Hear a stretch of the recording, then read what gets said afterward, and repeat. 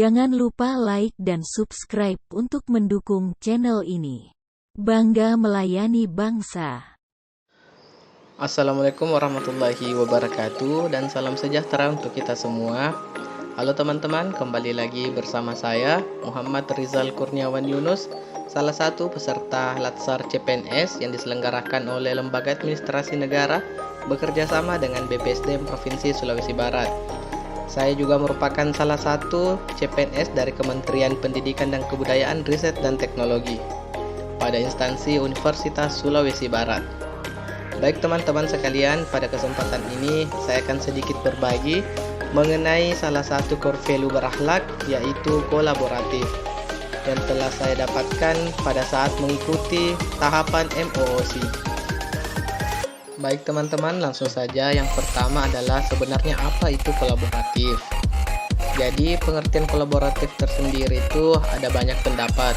Kalau menurut KBBI, kolaborasi berarti kerjasama. Sedangkan menurut Dear and Sing mengatakan bahwa collaborative is value generate from an alliance between two or more firms aiming to become more competitive by developing shared routines.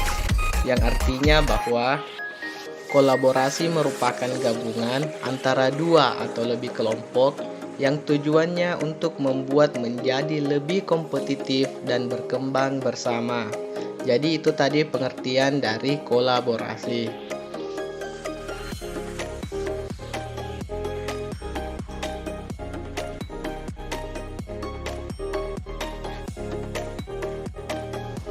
Nah, yang pertama kita akan membahas mengenai collaborative governance, atau jika di bahasa Indonesia akan dikatakan sebagai kolaborasi pemerintahan.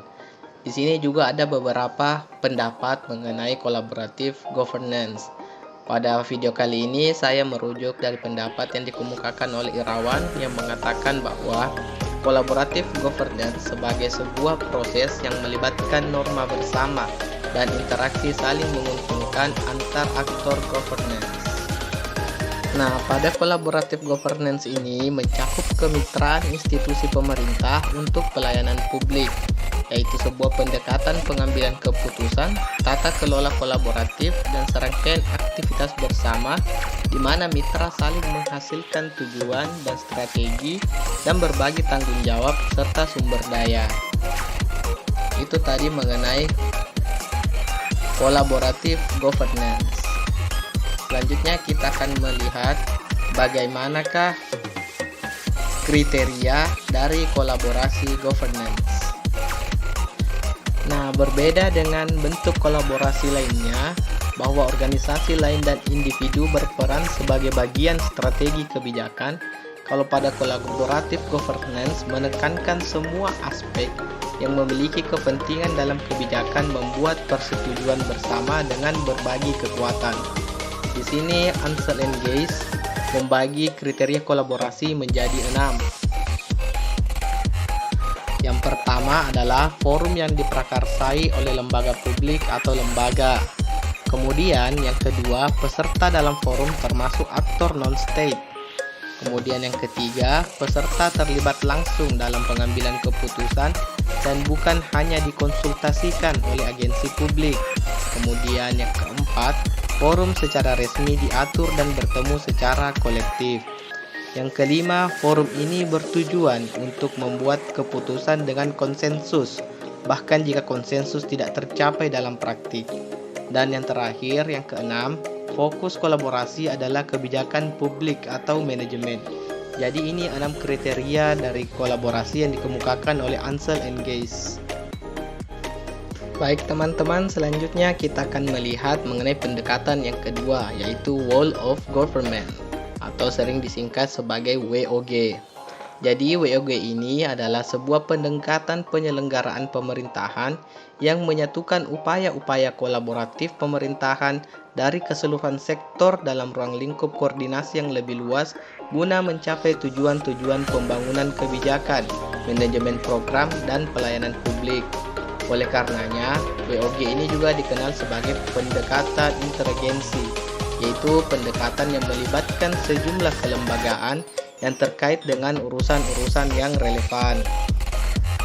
Selain itu, WOG juga menunjukkan atau menjelaskan bagaimana instansi pelayanan publik bekerja lintas batas atau lintas sektor guna mencapai tujuan bersama dan sebagai respon terpadu pemerintah terhadap isu-isu tertentu. Dari definisi itu dapat diketahui bahwa WOG merupakan pendekatan yang menekankan aspek kebersamaan dan menghilangkan sekat-sekat sektoral. Baik teman-teman, yang kedua adalah mengapa WOG.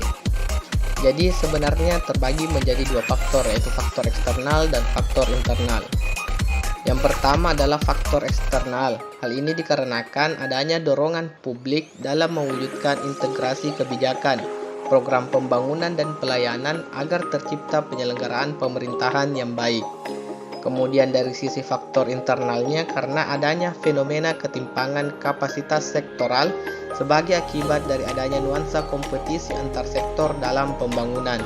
Nah, di sini juga ada sebenarnya faktor khususnya dalam konteks keindonesiaan, yaitu di mana keberagaman latar belakang, nilai, budaya, adat istiadat, serta bentuk latar belakang lainnya mendorong adanya potensi disintegrasi bangsa. Sehingga kita harus melakukan pendekatan WOG. Pada bagian akhir ini, kita akan melihat contoh WOG yang diterapkan di Indonesia.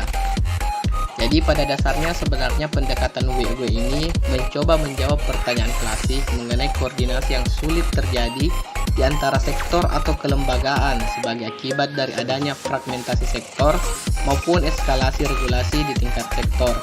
Sehingga WOG seringkali dipandang sebagai perspektif baru dalam menerapkan dan memahami koordinasi antar sektor. Sebenarnya terdapat beberapa cara pendekatan WOG yang dapat dilakukan. Di Indonesia dikenal beberapa jenis lembaga yang dibentuk guna mengkoordinasikan sektor atau kementerian dan lembaga. Contohnya dalam struktur kabinet, lembaga setingkat menteri dibentuk kementerian koordinator yang bertugas mengkoordinasi kementerian dan lembaga yang relevan dengan bidangnya. Nah, contoh lainnya juga adalah adanya mall pelayanan publik. Jadi mall pelayanan publik ini merupakan pengembangan dari pelayanan terpadu satu pintu.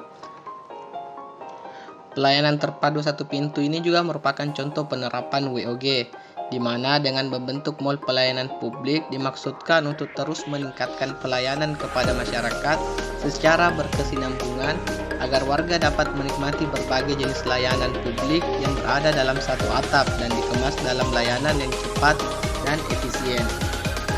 Nah, di dalam mall pelayanan publik ini juga biasanya melayani sektor perizinan dan non-perizinan yang berada di bawah naungan Dinas Penanaman Modal dan Pelayanan Terpadu Satu Pintu. Selain itu juga di dalam mall pelayanan terpadu menyiapkan beberapa layanan dari instansi vertikal seperti misal dari Polri melayani perpanjangan SIM, pembuatan SKCK atau pembuatan surat keterangan kehilangan, dan juga terkadang di dalam mall pelayanan publik terdapat counter bank yang berada di daerah tersebut. Sekian pembahasan kita pada hari ini mengenai salah satu nilai core value berakhlak, yaitu kolaboratif. Semoga bermanfaat bagi kita semua dan sampai ketemu pada video-video selanjutnya. Wassalamualaikum warahmatullahi wabarakatuh.